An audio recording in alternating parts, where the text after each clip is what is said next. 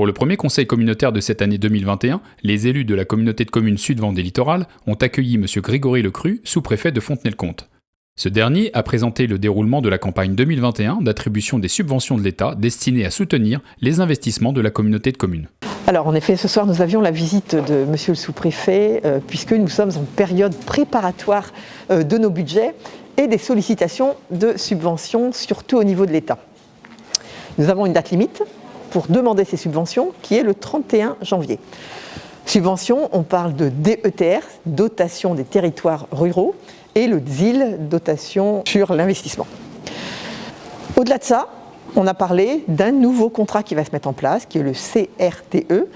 Alors il va remplacer ce qu'on avait autrefois comme contrat de ruralité.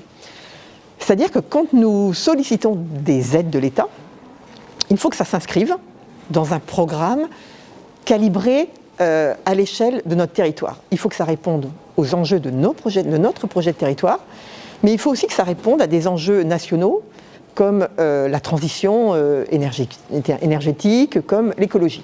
Autre point à l'ordre du jour, la validation de la participation de Sud-Vendée Littoral au programme Habiter mieux Sérénité pour les particuliers au titre de l'année 2021. Nous travaillons autour de la politique de l'habitat, puisque nous avons mis en place un programme local de l'habitat, c'est tout récent, et dans ce cadre-là, il existe différentes aides, dont le programme Habiter mieux Sérénité. La communauté de communes leur apporte une aide de 250 € quand ils font de la rénovation énergétique sur leur logement.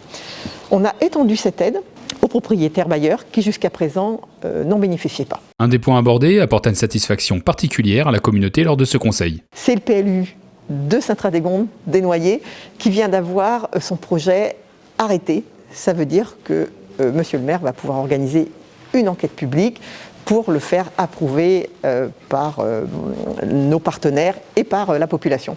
Rendez-vous au prochain conseil communautaire le jeudi 18 février à l'espace culturel de Saint-Michel-en-Lerme.